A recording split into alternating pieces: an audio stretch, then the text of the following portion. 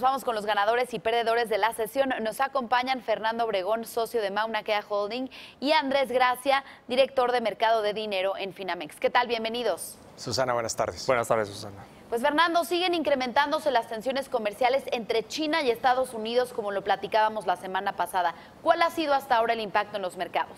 Susana, he sabido que China y Estados Unidos están protagonizando la mayor guerra comercial en la historia económica.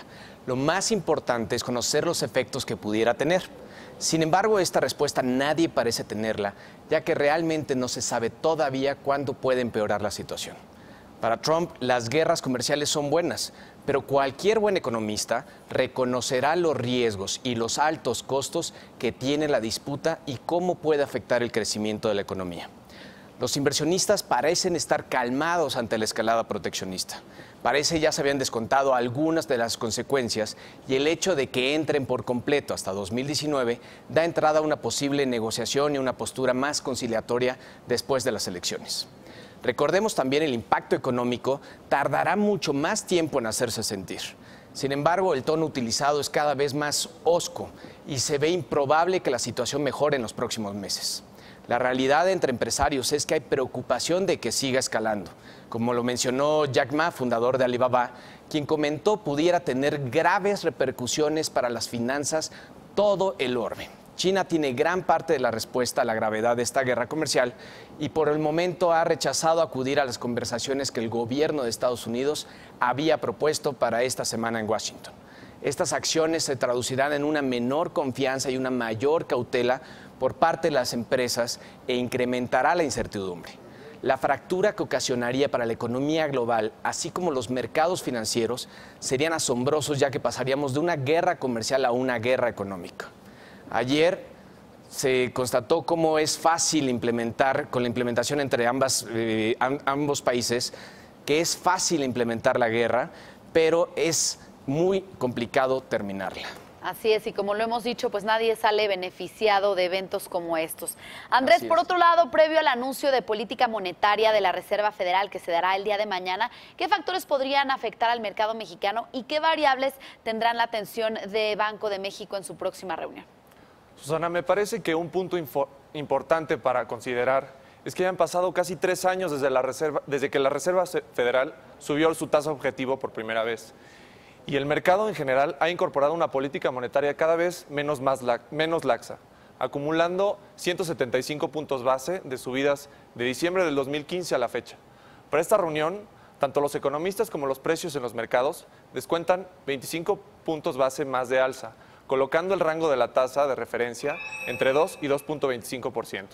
Por esta razón, la atención de los mercados dejará de solo fijarse en la decisión inmediata de política monetaria, ya que la subida ya está plenamente descontada, para también poner mucho peso en la tasa terminal de la economía norteamericana, además del juicio que posiblemente pudiera emitir la Reserva Federal con respecto al impacto de un entorno comercial mucho más complicado que en años anteriores. Y es aquí donde la atención de Banxico estará puesta, ya que dentro de su función de reacción para controlar la inflación, el tipo de cambio ha jugado un papel muy importante en los últimos 2 años. Y a su vez, el comportamiento del tipo de cambio depende, dentro de muchas otras variables, del diferencial que existe entre las tasas mexicanas y las tasas americanas. De hecho, en las minutas de la última reunión de política monetaria de Banxico, se menciona que este diferencial permanece en niveles prudentemente elevados, a pesar de que el diferencial de inflación entre ambos países se ha vuelto más estrecho. Por esta razón, si hubiese algún cambio en la tasa terminal y en las proyecciones de la Reserva Federal para el comunicado de mañana, o un mensaje de cautela debido a las complicaciones comerciales de los últimos meses, Banxico podría tomar una postura un poco más cómoda y menos conservadora si la inflación empezara a ceder, ya que el diferencial de tasas así lo permitiría. Y ya que hablamos de inflación, Fernando, ayer el INEGI dio a conocer datos sobre este indicador. ¿Cuáles son tus perspectivas en torno a la siguiente decisión de política monetaria del Banco de México? Susana, el día de ayer el INEGI dio a conocer cifras de precios al consumidor durante la primera quincena de septiembre, donde presentó un incremento de 0.22%, muy por debajo del consenso que estimaba 0.35%, utilizando la mediana de la encuesta de Citibanamex. Así, la tasa anual de la inflación se ubica en 4.88 desde el 5% en la segunda quincena de agosto. Durante la primera quincena de septiembre, destacaron las alzas en precios del gas doméstico, la gasolina, así como de las colegiaturas. El segmento de precios en los energéticos, conformada por electricidad, gas y gasolina, registró un incremento de 1.17% tan solo en la quincena de septiembre. Con presiones energéticos a la alza, tanto locales como globales, así como la esperada subida de la tasa de la Fed esta semana, yo mantengo la expectativa que el Banco de México elevará su tasa de interés objetivo el 4 de octubre en 25 puntos base para ubicarla en 8%. Bien, pues Andrés, después de eventos como las elecciones federales en México y la renegociación del Tratado de Libre Comercio de América del Norte, en donde Canadá pues no ha logrado sumarse, ¿qué riesgos se siguen viendo en los mercados mexicanos para el cierre del año y comienzos del 2019? Susana, antes de responderte la pregunta, me gustaría notar que hasta ahora parecería que el mercado ha dado un voto de confianza al desenlace de estos dos factores que mencionas. A pesar de esto, y ahora sí, para contestar tu pregunta, me parece que existe una nueva variable de riesgo en México que podría comenzar a volverse central y que afectaría a un importante supuesto hecho tanto por economistas como calificadoras, una desaceleración económica.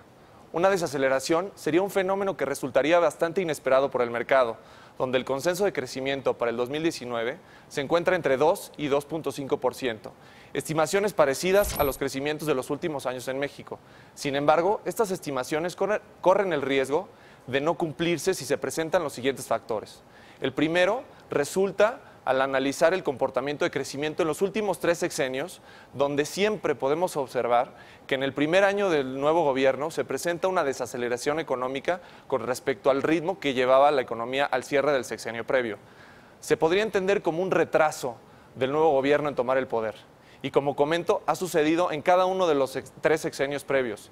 Segundo, la inversión fija en México lleva más de 2 años que no muestra ningún crecimiento. Y es que no hay muchos casos de países emergentes donde no existe inversión por un periodo así de largo y el país pueda crecer. Y por último, el sector automotriz, el cual representa 1/3 de todas las exportaciones nacionales. Y además depende en su mayoría del sector automotriz norteamericano, donde desde 2015 ha tenido un crecimiento casi nulo.